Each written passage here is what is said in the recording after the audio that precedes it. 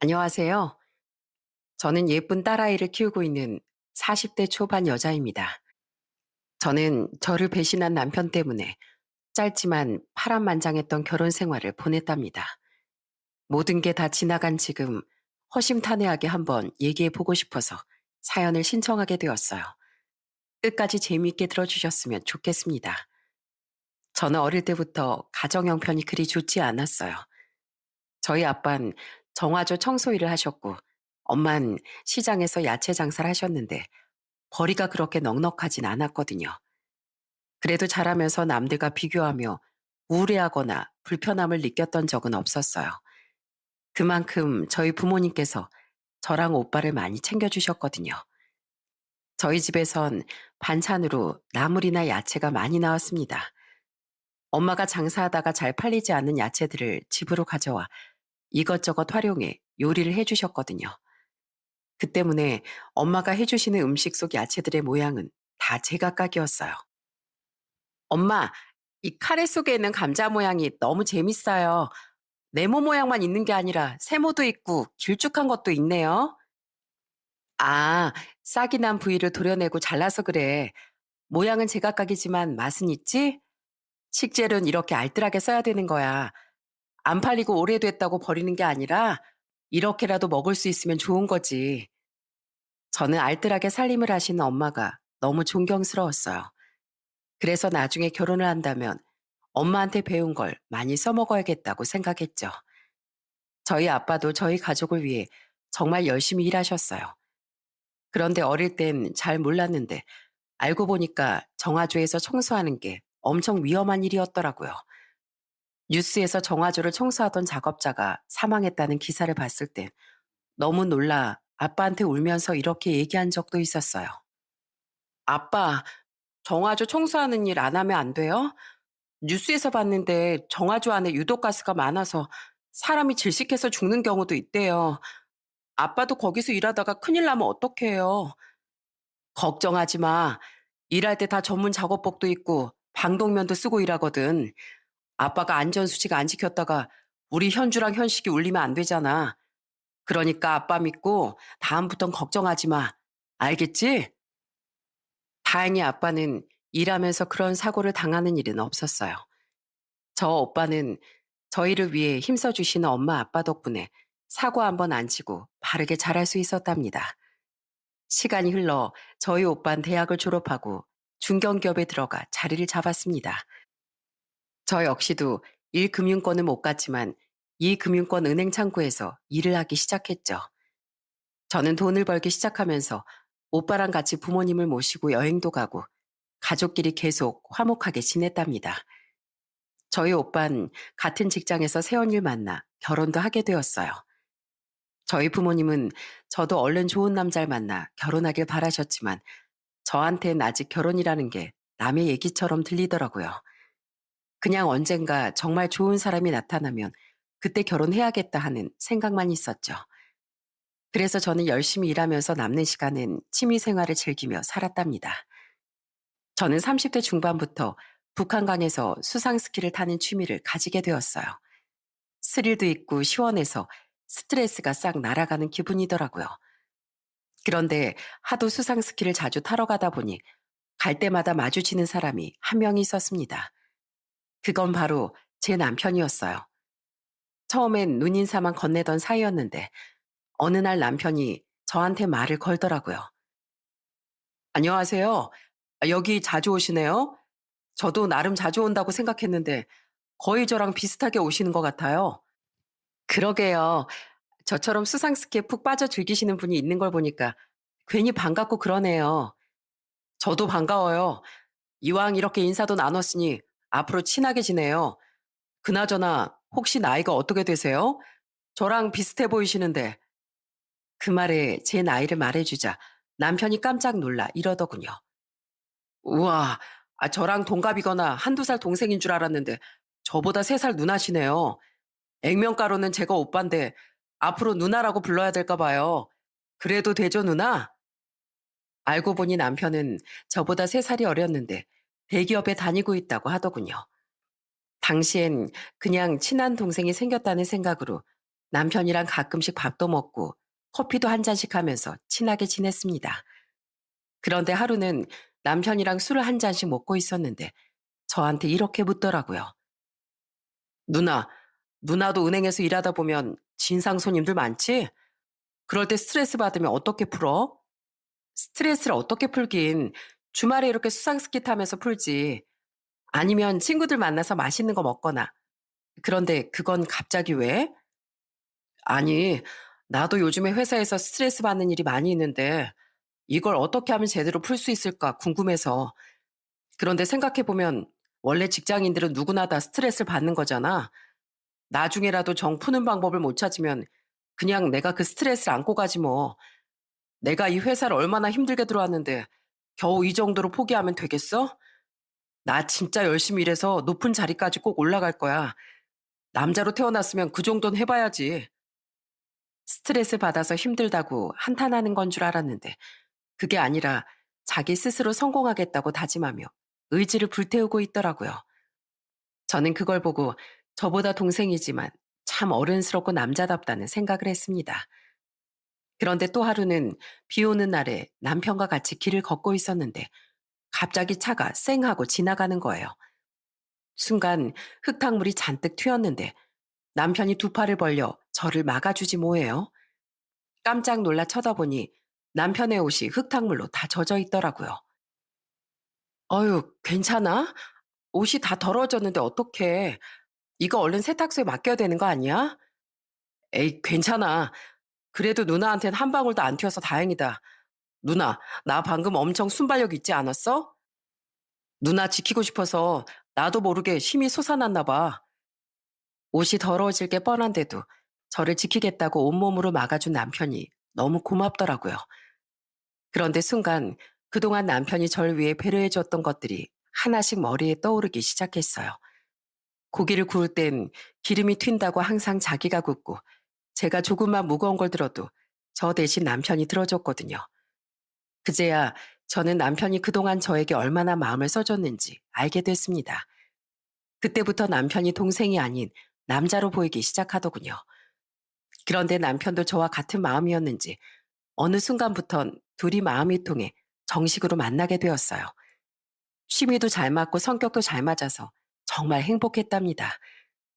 그렇게 저는 남편과 1년 좀 넘게 만나고 있었는데 예상치 못한 일이 생기고 말았어요. 남편과 결혼 얘기가 조금씩 나오던 와중에 제가 혼전 임신을 하게 되었거든요.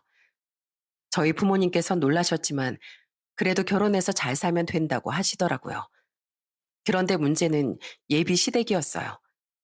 처음에 예비 시댁에 인사를 드리러 갔는데 집에 도착하자마자 깜짝 놀라고 말았습니다.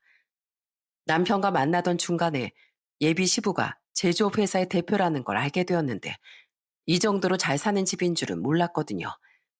집도 삐까뻔쩍했지만 안에 들어갔을 때 예비 시모를 보고 딱 강남 사모님 같은 인상이 들더라고요. 안녕하세요. 저는 영민 씨 여자친구 김현주라고 합니다. 그래요. 어서 와요. 아줌마, 손님 왔으니까 반찬 좀 빨리빨리 내와요. 그러게 내가 약속 시간 맞춰서 밥상 잘 차려놓으라고 했잖아요. 예비 시댁은 집안일을 도우시는 분이 따로 있는 것 같더라고요. 예비 시모가 아줌마라고 부르는 분이 부지런하게 식탁에 음식을 항상 가득 차려주셨어요.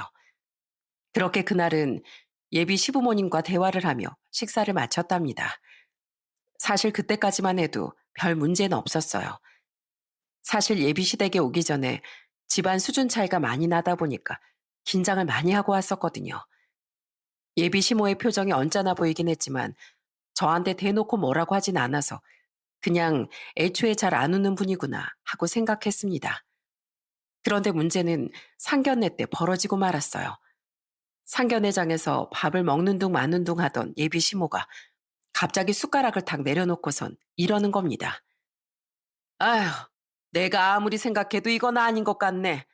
아무래도 할 말은 해야겠어. 그러더니 갑자기 저희 부모님을 쏘아보며 이렇게 말하더군요. 저기요, 그쪽 분들은 지금 이 결혼이 맞다고 보십니까? 솔직히 내가 예비 며느리 뱃속에 우리 손주가 있다고 그래서 어떻게든 넘어가 보려고 했는데 솔직히 양심 없다는 생각 안 들어요? 집안 수준이 어느 정도 비슷해야 되는데 이건 뭐 거의 하늘과 땅 차이잖아요. 그러자 저희 아빠가 한마디 하시더군요. 예비 사부인, 말씀이 좀 지나치시네요. 애들끼리 서로 좋아해서 결혼하는데 집안 수준이 뭐가 그리 중요합니까? 애들 결혼 축하해주고 논의하려고 상견례장에 나오신 거 아닌가요? 그러려고 했는데 아무리 생각해봐도 억울하니까 그렇죠. 솔직히 말해서 시장 바닥에서 야채 장사하는 엄마랑 정화조에서 똥물 청소나는 아빠 밑에서 자란 아이가 우리 집 며느리가 된다는 게 말이나 됩니까? 우리 아들한테 선자리가 얼마나 많이 들어오는 줄 아세요? 의사, 변호사는 기본이고 잘 나가는 집 딸내미들까지 우리 아들이랑 결혼하고 싶어서 아주 난리예요. 그중에 골라도 한참 골라야 되는데 하필이면 왜 없는 집에 1금융도 아닌 2금융권 다니는 애냐고요. 그쪽 딸이 임신하는 바람에 이러지도 저러지도 못하고 지금 완전히 우리 아들만 인생 꼬인 거라고요.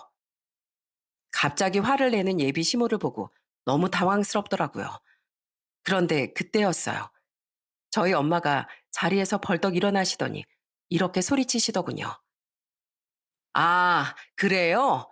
우리 딸 때문에 그쪽 아들 인생이 꼬였다고요? 그럼 그냥 결혼시키지 마세요. 저희도 사람 면전 앞에다 대고 이렇게 할 말 못할 말 구분 못하는 망나니 집안에 우리 딸 보내고 싶지 않습니다. 뭐라고요? 망나니 집안이라고요? 그래요. 사람이 아무리 잘 나가고 돈이 많으면 뭐합니까? 사람을 이렇게 무시하고 짓밟아 버리는데 그쪽한테 그쪽 아들이 소중한 것처럼 우리한테도 우리 딸은 돈 주고도 바꿀 수 없는 소중한 존재예요. 그런데 감히 어디서 내 딸 때문에 당신 아들 인생 망쳤다는 소리를 합니까? 예비 사이가 성격이 좋은 것 같길래 부모도 비슷하겠거니 했는데 도저히 눈 뜨고 봐줄 수 없는 수준이네요.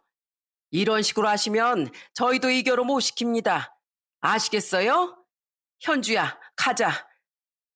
엄마는 그렇게 말하고선 제 손을 붙잡고서 상견례장 밖으로 나가시더군요. 저는 저희 부모님이 그런 막말을 듣게 해서 너무 속상했어요. 비록 예비 시댁처럼 부유하진 않았지만 저희 부모님은 항상 저와 오빠를 부족함 없이 키우려고 정말 많이 노력하셨거든요.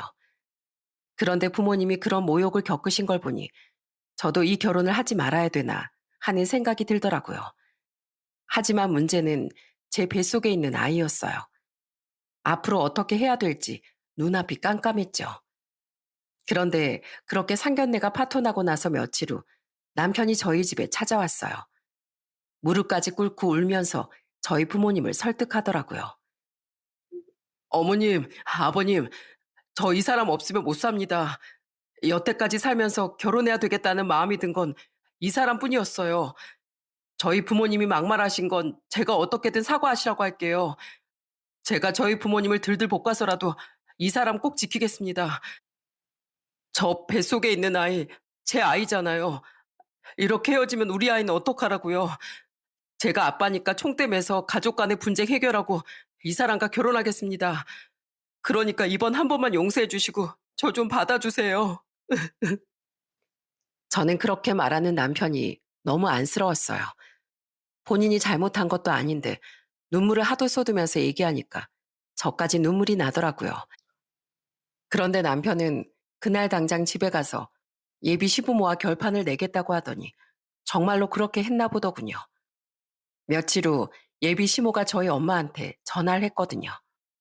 나중에 엄마한테 얘기를 들어보니 예비 시모가 이렇게 말했다고 하네요. 예비 사부인, 제가 상견례 땐 정말 죄송했습니다. 저희 아들이라면 더 좋은 짝을 만날 수 있을 것 같아서 그렇게 얘기한 건데 돌이켜보니 제가 생각이 짧았네요. 자식 이기는 부모 없다고 저도 따님을 며느리로 받아들이기로 했습니다. 그러니 상견례장에서 있었던 일은 부디 잊어주시고 애들 행복만 빌어줍시다. 저희 부모님은 한참을 고민하시다가 사과도 했으니 결혼하는 걸로 하라고 하시더라고요.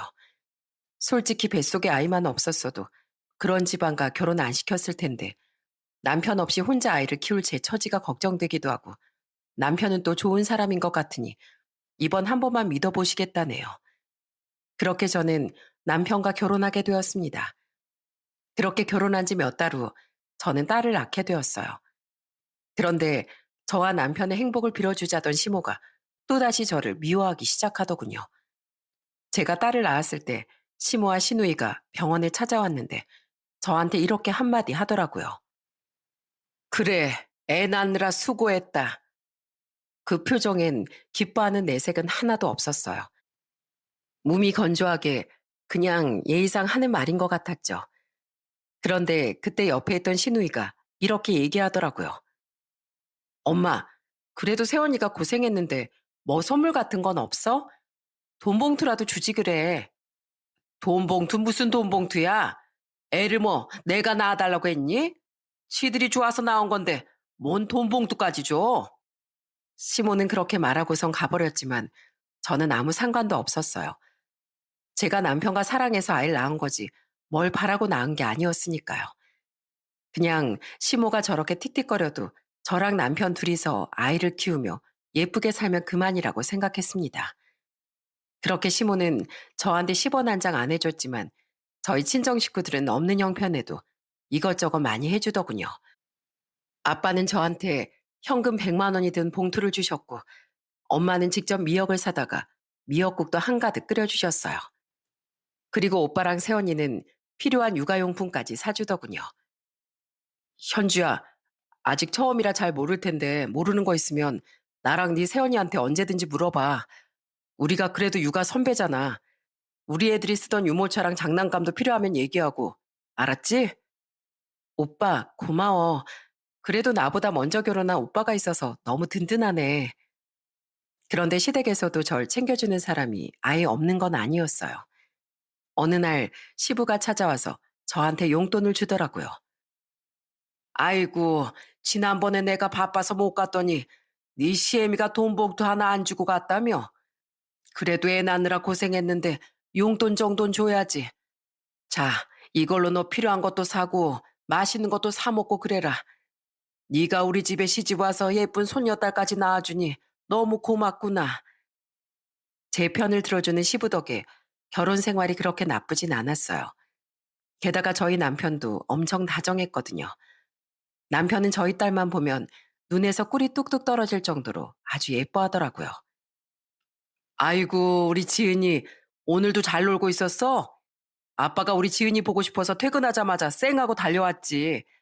그런데 우리 지은이는 어쩜 이렇게 눈도 예쁘고 코도 예쁠까? 아빠를 닮아서 그런가? 아니면 엄마를 닮아서 그런가? 지은아, 아빠가 우리 지은이를 위해 열심히 일해볼게. 그러니까 아프지 말고 건강하게 자라야 돼. 알았지? 남편은 저희 딸한테 혼자 말을 걸면서 그 조그마한 손을 만지작거리더라고요. 제가 딸바보라고 놀릴 정도로 그 사랑이 아주 대단했죠. 그런데 저희 딸이 100일도 되기 전에 남편이 점점 이상해지기 시작했습니다. 그렇게 딸을 예뻐하던 남편이 점점 딸을 귀찮아하기 시작하는 거예요. 하루는 새벽에 저희 딸이 깨서 우유를 먹이고 있었는데 잠에서 깬 남편이 저한테 성질을 버럭 내더라고요. 아유, 제발 잠 좀 제대로 자보자. 아, 내일 출근해야 되는데 맨날 이게 뭐야? 당신 애 제대로 보고 있는 거 맞아? 왜 이렇게 애가 새벽마다 깨서 우는 거야? 아유, 지긋지긋하네 정말. 저는 순간 너무 황당하더라고요. 애 낳으면 힘든 건 당연한 건데 애 아빠라는 사람이 이런 소리를 하는 게 말이 되나요? 그래서 저는 남편에게 이렇게 소리쳤어요. 당신 요즘 진짜 왜 그래? 전엔 우리 지은이 울음소리도 귀엽고 예쁘다고 하더니 이젠 지긋지긋하다 이거야? 원래 어린 아기들은 새벽에도 몇 번씩 깨서 우는 거야. 그게 원래 정상이라고. 당신 나한테 우리 애 낳아서 잘 키우자고 했으면서 겨우 이런 것도 공부 안 했어? 그럼 애 낳기만 하면 저절로 크는 줄 알아? 정도가 심하니까 그렇지. 안 그래도 출근하려면 일찍 일어나야 되는데 애 울음소리 때문에 한시도 제대로 잘 수가 없다고. 그래서 내가 정 힘들면 작은 방에 가서 자라고 했잖아. 새벽에 지은이 깨면 달래주는 것도 내가 하고 우유도 내가 먹이는데 당신은 겨우 잠 한 번 깬 거 가지고 왜 이 난리야? 그렇게 출근에 방해되면 기막이라도 끼고 자던가. 하지만 남편의 이상한 행동은 그것뿐만이 아니었어요. 원래도 회사가 바쁘긴 했는데 어느 순간부터는 맨날 야근한다면서 집에 늦게 들어오고 주말에도 출근을 한다고 하더라고요. 그런데 애 키워보신 분들은 아시겠지만 하루 종일 아이랑 씨름하다 보면 남편 퇴근이 기다려지잖아요. 남편이 집에 와야 잠깐 씻을 수라도 있으니까요. 그런데 남편이 맨날 집에 늦게 들어오니까 의지할 데도 없고 저 혼자 너무 힘들더라고요. 그래서 하루는 너무 지쳐서 남편한테 전화한 적이 있었어요. 여보, 혹시 오늘도 야근해? 오늘만 좀 일찍 들어와 주면 안 될까? 나 지금 며칠째 잠도 제대로 못 자고 밥도 잘 못 챙겨 먹어서 너무 힘들단 말이야. 당신이라도 와야 내가 한숨 돌릴 수 있을 것 같은데 오늘만 일찍 와주면 안 돼? 아유, 바빠 죽겠는데 왜 빨리 오라고 난리야? 사회생활 해볼 만큼 해본 여자가 도대체 왜 그래? 됐고, 나 오늘도 야근이니까 귀찮게 하지 말고 얼른 끊어. 저는 남편의 차가운 말투에 너무 속이 상하더라고요. 예전엔 저만 바라봐주고 저하고 행복한 미래를 그리던 남편이었는데 왜 갑자기 이렇게 변해버린 건지 이해가 되지 않았어요. 그나마 집에 와서 집안일이라도 좀 도와주면 좋았을 텐데 남편은 집에 오면 뱀이 허물을 벗듯이 옷도 여기저기 벗어놓고 제가 잔소리를 하면 오히려 성질만 내더라고요. 그런데 어느 날은 시모가 저한테 전화를 해서 이러는 겁니다. 예, 너 요즘에 우리 아들한테 잔소리 그렇게 많이 한다며? 꼴랑 애 하나 있으면서 그것도 혼자 못 키워서 내 아들을 괴롭히니? 아, 열심히 일하고 있는 애 피곤하게 하지 말고 육아랑 집안일을 네가 알아서 해. 결혼했으면 그게 여자가 할 일이야. 어머님, 어머니까지 왜 그러세요? 이 애가 저 혼자 낳은 애예요? 애는 부모가 같이 키워야 되는 거라고요. 제가 무슨 휴가를 보내달라고 했어요. 아니면 취미생활 하게 해달라고 했어요. 그냥 집에 와서 잠깐이라도 애 봐주고 말이라도 예쁘게 해달라는 건데 그게 그렇게 어려워요? 그런데 그때였어요. 갑자기 시부가 시모의 전화를 빼앗아 이렇게 말하더라고요. 며느라, 네 시애미 말은 듣지 말거라. 내가 내 아들한테 전화해서 따끔하게 혼내마. 아무리 회사가 바빠도 가정에 그렇게 소홀하면 안 되는 거지. 시부가 제 편을 들어주긴 했지만 이미 남편이랑 시모 때문에 제 속은 말이 아니었습니다. 그런데 그렇게 혼자 육아 전쟁을 하다 보니 점점 우울증까지 오더라고요. 가만히 있다가도 눈물이 나오고 제 처지가 불쌍하다는 생각이 들었어요. 그래서 하루는 위로의 말이라도 듣고 싶은 마음에 울면서 남편에게 이렇게 말했습니다. 여보, 나 요즘에 아무래도 이상한 것 같아. 자꾸 이 세상에 나 혼자만 있는 것 같이 외로운 기분이 들고 가만히 있어도 나도 모르게 눈물이 나와. 너무 힘들어서 제정신이 아닌가 봐. 그런데 남편이 안아주고 달래주길 바란 건 제 욕심이었을까요? 남편은 차가운 얼굴로 저한테 이렇게 말하더군요. 당신 그거 정신병이야. 나한테 얘기하지 말고 병원이나 가봐. 저는 그 말을 듣고 가슴이 철렁 내려앉는 기분을 느꼈습니다. 평생 의지하며 살 수 있을 것 같았던 남편이 제 편이 아니라는 생각이 들었거든요. 그런데 얼마 후 청천벽력 같은 일이 일어나고 말았습니다. 남편이 갑자기 저한테 이혼을 하자는 거예요. 여보, 갑자기 이혼이라니. 그게 무슨 소리야? 아, 몰라. 그냥 우리 둘이 성격 안 맞는 것 같으니까 이혼하자고. 나 당신이랑 맨날 언성 높이고 싸우는 것도 싫고, 당신이 잔소리하는 거 듣기도 싫어. 그러니까 이쯤에서 그냥 갈라서고 각자 알아서 살자고. 뭐라고? 당신 진짜 왜 그래? 머리가 어떻게 된 거 아니야? 우리 결혼한 지 얼마 되지도 않았는데 이게 말이나 되냐고. 하지만 남편은 제 말을 듣지도 않은 채 현관문을 쾅 닫고 밖으로 나가버리더군요. 저는 최근에 달라진 남편의 모습과 갑자기 이혼을 요구하는 게 너무 이상하다는 생각이 들었어요. 아무래도 제가 모르는 무언가가 있다는 생각에 심부름 센터에 의뢰해 남편을 뒷조사했습니다. 그리고 정말 충격적인 걸 알게 되었죠. 알고 보니 남편은 저랑 수상스키를 타다가 만났던 것처럼 또 주말마다 수상스키를 타다가 거기서 여자를 한 명 만났더군요. 남편보다 나이는 3살이 어리고 대기업을 다니는 여자였는데 더 황당한 건 그 여자를 임신까지 시켰다는 겁니다. 저는 너무 기가 차고 화가 나서 눈물이 펑펑 나왔어요. 그런데 이대로 이혼을 해주면 그 인간들 좋은 일만 시키는 것 같아서 너무 억울하더라고요. 그래서 저는 절대로 이혼을 해주지 않겠다고 다짐했습니다. 그리고 집에 돌아온 남편에게 심부름 센터에서 받은 둘의 불륜 사진을 뿌려버렸어요. 뭐야? 당신 이 사진 어디서 났어? 설마 나 몰래 뒷조사라도 한 거야? 그래, 뒷조사했다. 어쩔래? 남편이 다짜고짜 이혼하자고 하는데 이유라도 제대로 알아야 될 거 아니야. 당신 나 몰래 이 여자랑 많이도 만나고 다녔더라? 게다가 임신까지 시켰다며? 야, 이 여자 저 여자 임신시키고 다니는 게 네 취미야? 하는 짓이 아주 동네 똥개만도 못한데 이참에 똥개랑 친구라도 하지 그래? 그런데 남편은 오히려 적반하장으로 나오더군요. 다 알게 됐으니까 차라리 잘 됐네. 나 이제 그 여자랑 살 거니까 깔끔하게 나랑 이혼해. 원래 당신 우리 엄마 때문에 나랑 결혼 안 하려고 했었잖아. 이제 이혼하면 우리 엄마 때문에 스트레스 받을 일도 없고 당신도 좋은 거 아니야? 뭐? 야, 네가 우리 집에 찾아와서 우리 부모님한테 무릎 꿇고 울면서 빌었던 건 생각도 안 나냐? 네가 책임지고 우리 가정 지키겠다며. 그 약속한 지 얼마나 됐다고 이딴 짓을 해. 이럴 거였으면 애초에 와서 빌질 말았어야지. 내가 뭐 이렇게 될 줄 알았나? 난 살면서 당신을 제일 사랑하는 줄 알았는데 당신보다 더 사랑하는 여자가 생기더라고. 그런데 그 여자가 내 아이까지 임신했다는데 내가 어떻게 외면해? 그러니까 그냥 나랑 이혼해. 지은인 당신 혼자 키우면 되잖아. 내가 미쳤어? 너랑 이혼해주게? 지가 날 아주 호구로 봤나 본데 나 그렇게 만만한 여자 아니거든? 나 절대로 너랑 이혼 안 해줄 거야. 참고로 귀책 사유가 너한테 있기 때문에 네가 나한테 이혼 요구 못하는 거 알고 있지? 내가 이혼 안 해주면 그 여자가 낳은 앤 호적에 올리지도 못해. 어디 한번 네가 벌인 일에 대해 대가 한번 톡톡히 받아봐. 알겠어? 그런데 다음날 시모가 저한테 전화해서 소리를 고래고래 지르더군요. 야, 네가 뭔데 내 아들이랑 이혼 못하겠다고 난리야? 내 아들 인생 더 망치지 말고 이쯤에서 헤어져. 너 같은 건 애초에 내 아들 짝으로 맞지도 않았거든. 싫은데요? 제가 누구 좋으라고 이혼을 해주나요? 전 절대 그렇게 못하니까 그렇게 아세요. 시모가 바로 전화가 온 걸 보니 아무래도 시댁 식구들은 이 사실을 모두 알고 있었던 것 같더라고요.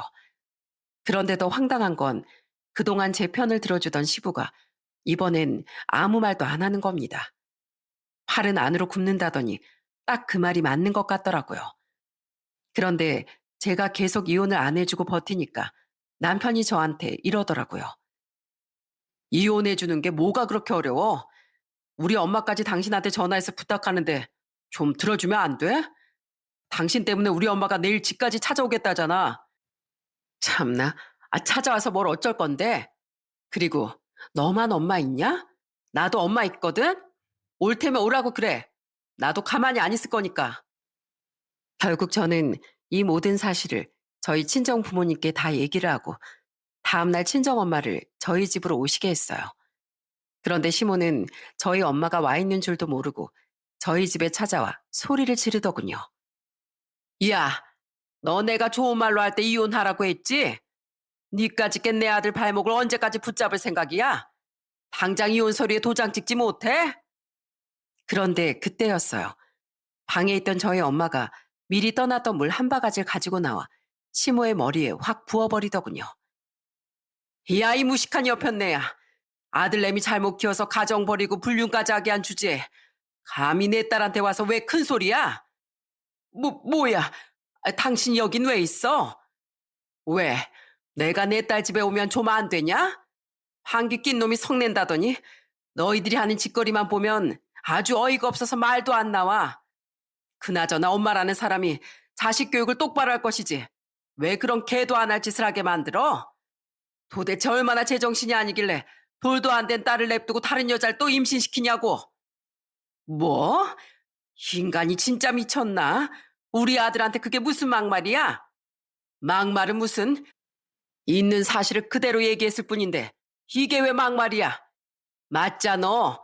솔직히 네 아들이지만 쪽팔리다는 생각 안 들어? 난 내 아들이 그랬으면 다리 몽댕이를 분질러 버리고도 분이 안 풀렸을 거야. 그런데 당신을 보니까 딱 알겠네. 모전자전이라고 남 생각 안 하고 마음대로 행동하는 게 아주 너랑 네 아들이랑 똑같아. 그러니까 다시 내 딸 괴롭히지 말고 당장 돌아가. 알겠어? 엄만 그렇게 말하고선 시모를 집 밖으로 쫓아내버렸어요. 그 이후로도 시모랑 남편이 계속 저한테 이혼해달라며 막말을 퍼부었지만 저도 똑같이 막말로 응수해 주었죠. 절대로 그 인간들 좋은 짓은 하고 싶지 않았어요. 그런데 그렇게 몇 달이 지났을 때 배가 잔뜩 부른 상간녀가 절 찾아왔더라고요. 눈물을 뚝뚝 흘리면서 저한테 이렇게 빌더군요. 언니, 죄송해요. 진짜 잘못했어요. 그런데 이미 벌어진 일을 돌이킬 순 없잖아요. 저 이제 벌써 임신 8개월이란 말이에요. 언니도 같은 여자니까 이 뱃속에 있는 아이가 얼마나 소중한지 잘 아실 거 아니에요.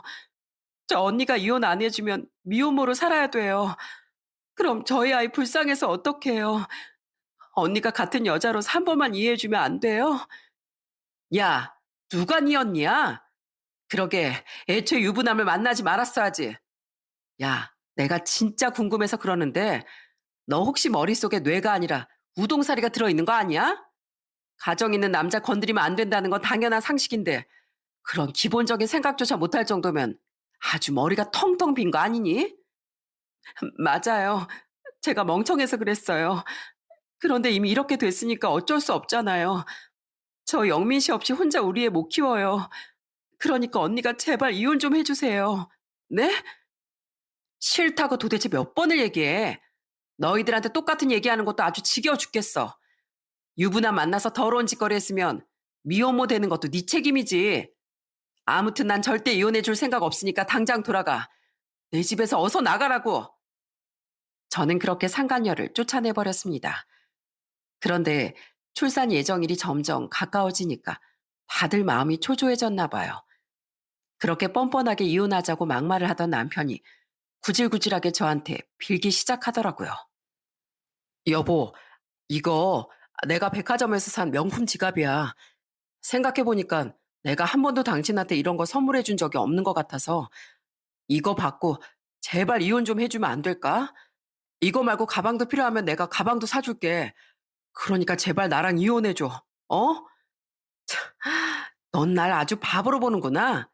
이깟 명품 지갑 하나에 내가 넘어갈 줄 알았어? 이런 거 내가 직장 다니면서 번 돈으로도 충분히 살 수 있어. 그러니까 헛소리 하지 말고 꺼져. 그런데 이번엔 시모가 소고기까지 사다 주면서 저한테 이러더군요. 며느라, 내가 잘못했다.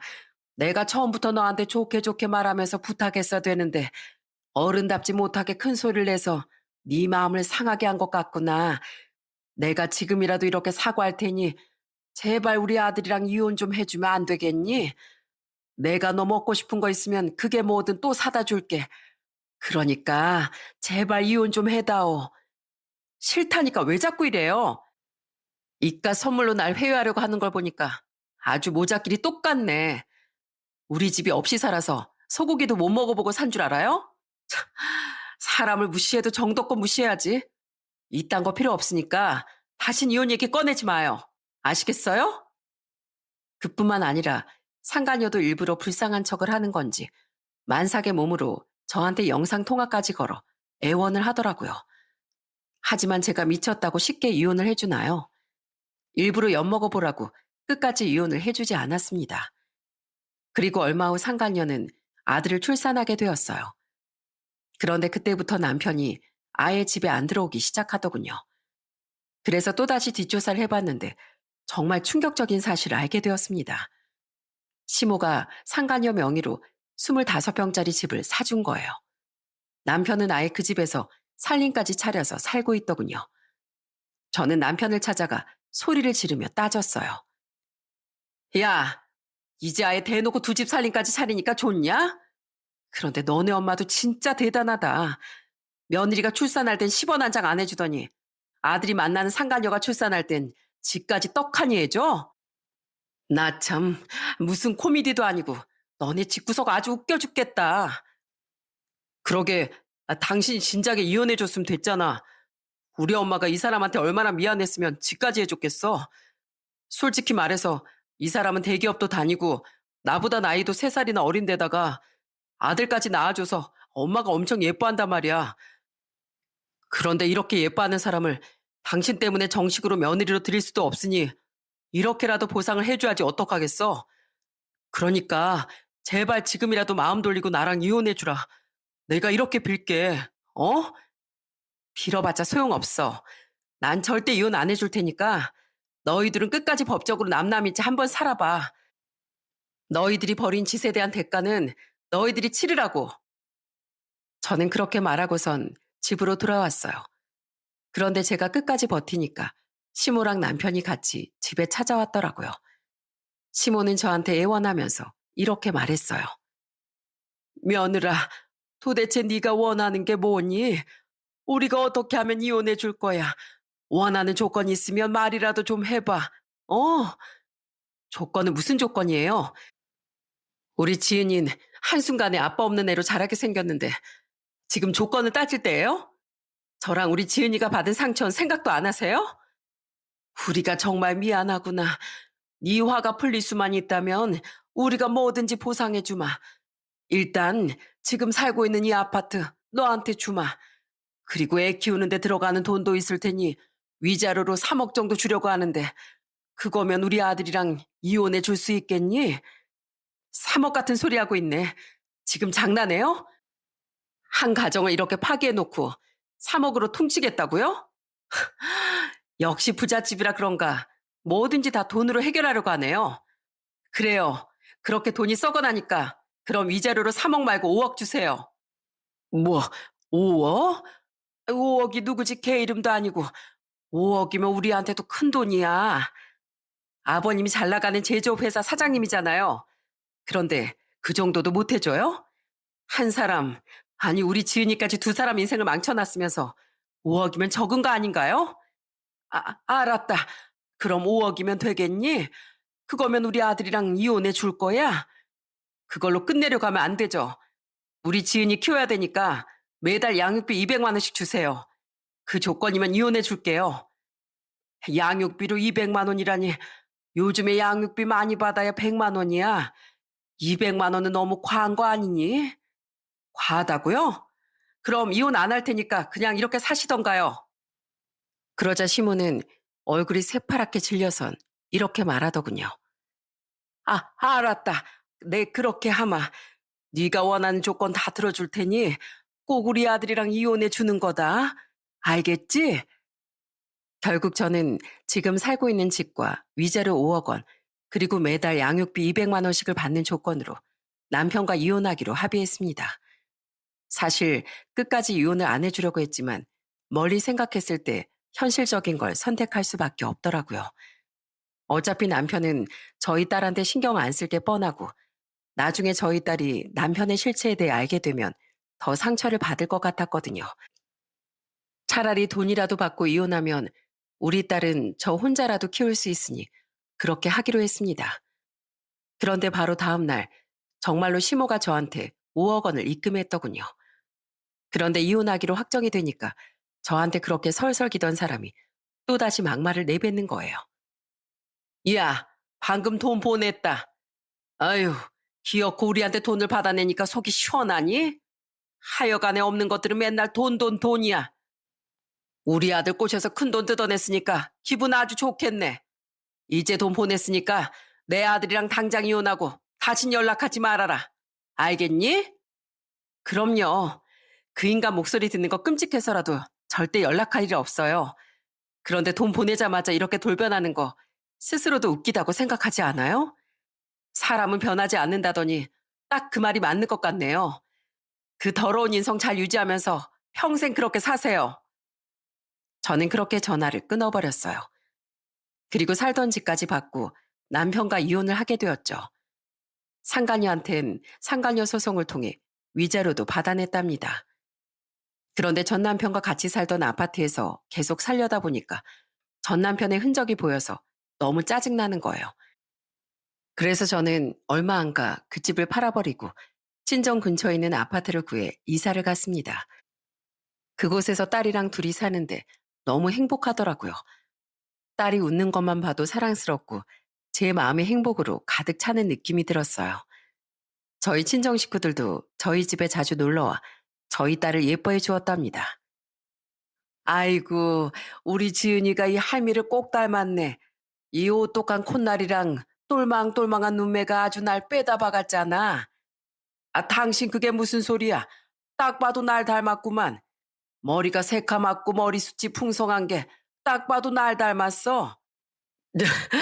아빠, 지금 농담하시는 거죠? 아빠 머리가 다 벗겨져서 반짝반짝 빛이 나는데 그게 무슨 소리예요? 에이, 넌 좀 모른 척 해주면 덧나냐? 나도 젊었을 땐 너만큼 머리가 새까맣고 풍성했어. 안 그래, 여보? 저희 딸을 진정으로 사랑해주는 친정 식구들과 웃음꽃이 피는 생활이 계속되었답니다. 전 남편은 상간녀와 잘 살고 있는지 한 번도 연락을 하지 않더라고요. 저는 아니더라도 저희 딸은 보고 싶어 할 줄 알았는데 아무래도 딸에 대한 애정조차 없었나 봐요. 그런데 이혼하고 1년이 지났을 때였어요. 저희 집을 어떻게 알았는지 전 남편이 갑자기 찾아온 거예요. 전 남편은 제 앞에서 주저앉더니 엉엉 울면서 이렇게 말하더군요. 여보, 나 망했어. 나 망했다고. 갑자기 찾아와서 무슨 뚱딴지 같은 소리야. 당신하고 할 말 없으니까 당장 나가. 여보, 나 우리 지은이가 너무 보고 싶단 말이야. 우리 지은이 한 번만 보여주면 안 돼? 우리 지은이? 야, 지은이 네 딸 아니니까 찾아오지 마. 이혼하고 나서 한 번도 지은이 보여달라고 찾아온 적 없으면서 왜 이제 와서 난리야? 찾아온 적은 없었지만 당신 SNS 보면서 우리 지은이 크는 건 지켜보고 있었어. 당신 SNS 사진 보니까 우리 지은이가 1년 새 많이 컸더라고. 나 우리 딸 너무 보고 싶어. 그래도 내가 아빠잖아. 한 번만 보여주면 안 돼? 아빠는 무슨 여자에 미쳐가지고 지 딸도 버리고 간 인간이 이제 와서 무슨 아빠 타령이야? 네가 그렇게 사랑하는 그 여자랑 그 여자가 내한테나 가버려. 왜 나한테 와서 난리야? 그런데 전 남편은 한참을 흐느끼며 울더니 놀라운 얘기를 하기 시작하더군요. 나 이제 그 여자랑 끝났어. 그 여자가 우리 애까지 버리고 도망가 버렸단 말이야. 뭐? 도망가? 참나, 둘이 아주 대단한 사랑인 줄 알았는데 뭘 어떻게 했길래 도망까지 가? 너 설마 또 바람 피웠니? 그게 아니야. 알고 보니까 그 여자가 날 속인 거였더라고. 대기업에 다닌다고 했었는데 알고 보니까 대기업 하청업체 생산직에서 일하는 여자였어. 우리 아버지가 제조회사 대표라는 걸 알고 돈 떼어 먹으려고 나한테 접근한 거였다고. 나도 처음에 몰랐는데 갑자기 우리 아들도 놔두고 도망가 버려서 뒷조사하다가 알게 된 거야. 게다가 우리 엄마가 준 그 집도 그 여자가 팔아버렸더라고. 와, 그 여자 진짜 대단하다. 아주 대단한 꽃뱀한테 단단히 물렸네. 내가 알기론 그 집이 위치가 좋아서 시세가 한 4억 정도 하는 것 같던데 애 한 명 낳아주고선 4억 먹고 튀었네. 야, 장사수완 진짜 대단하다 대단해. 여보, 난 심각해 죽겠는데 자꾸 놀릴 거야? 그 여자가 그렇게 도망가고 나서 나한테 이혼 서류까지 날리더라고. 이게 다 내가 멍청해서 이렇게 된 거야. 당신한테 우리 가정 지키겠다고 약속했었는데 그 약속을 내가 먼저 깨버리는 바람에 이렇게 된 거라고. 아무래도 내가 순간적으로 판단을 잘못했나 봐. 여보, 나 정말 반성하고 후회하고 있어. 그러니까 제발 나 좀 받아주면 안 될까? 미쳤냐? 내가 널 받아주게? 네가 저지른 일이니까 네가 알아서 처리해. 그나저나 그렇게 대단한 여잔데 혹시 그 아들도 네 핏줄 아닌 거 아니야? 충분히 의심스러운데? 안 그래도 그 여자가 도망가고 나서 우리 집에 난리가 났었거든. 내 아들이 혹시라도 우리 집안 핏줄이 아닐까 봐 우리 엄마가 유전자 검사까지 했었어. 그런데 내 아들이 맞다고 결과가 나오더라고. 차라리 내 아들이 아니었으면 소송이라도 걸어서 어떻게든 그 아파트라도 찾아올 수 있는 방법을 구해보겠는데 빼도 박도 못하게 내 아들이라 어쩔 수가 없네. 여보, 이게 다 내 탓이야. 이런 나 한 번만 용서해주고 받아주라. 당신 진짜 착하고 마음 넓은 사람이잖아. 야, 내가 아무리 착하고 마음이 넓어도 너 같은 건 절대 못 받아줘. 그렇게 진작에 행동 거질 똑바로 했었어야지. 너 같은 건 내 인생에서 흔적도 안 남게 지우고 싶으니까 제발 다신 찾아오지 마. 우리 지은이한테 아빠 행세할 생각도 하지 말고 그 여자가 낳은 네 아들이나 신경 쓰라고. 알겠어? 여보, 여보. 전 남편은 계속 애원했지만 저는 억지로 전 남편을 끌어내 집 밖으로 내쫓았습니다. 그 이후에도 몇 번이나 저한테 용서해달라고 연락이 왔는데 가차없이 거절했어요. 전 남편은 상간녀한테서 버림받고 정신적 충격으로 회사도 못 나가고 허구한 날 술만 퍼마시는 것 같더라고요. 그러게 애초에 왜 그런 더러운 짓거리를 해서 본인 인생을 나락으로 떨어뜨리는지 이해가 안 가더라고요. 저는 이번 기회에 사람이 돈이 다가 아니라는 걸 철저히 깨닫게 되었어요. 전 시댁은 부유했지만 사람들 인성이 다 개차반이잖아요. 특히 전 남편과 전 시모는 백만금을 준다고 해도 상종하고 싶지 않을 만큼 끔찍한 사람들이었으니까요. 저는 비록 여유롭지 못한 집안에서 자랐지만 가족들을 사랑으로 품어주시는 부모님과 다정한 오빠 새언니 덕분에 너무 행복하답니다. 아무리 돈이 많다고 해도 행복하지 않은 삶은 의미가 없잖아요. 여러분, 저는 앞으로 저희 딸이 아빠의 빈자리를 못 느낄 만큼 정성을 다해 키우려고요. 전 시댁에서 매달 받고 있는 양육비만으로도 아이를 키우기엔 충분해서 그때 받은 5억 원은 그대로 저축을 해놨답니다. 나중에 저희 딸 대학 갈 때나 결혼할 때 쓰려고요. 그리고 저희 딸이 어린이집에 들어가고 나서부턴 저도 다시 일을 시작할 생각이랍니다. 가까이에서 도와주는 친정 식구들이 있어서 혼자라는 생각은 전혀 들지 않아요. 아마 우리 딸도 전 남편 밑에서 크는 것보다 지금처럼 자라는 게 훨씬 더 좋을 겁니다. 여러분, 저의 짧은 결혼 생활 정말 파란만장했죠? 제 얘기를 들으신 모든 분들이 속 시원하다고 생각해 주셨으면 좋겠네요. 그럼 전 이만 이야기를 마쳐야 할 것 같습니다. 모두들 오늘도 편안한 하루 보내시기 바랍니다. 끝까지 들어주셔서 감사합니다.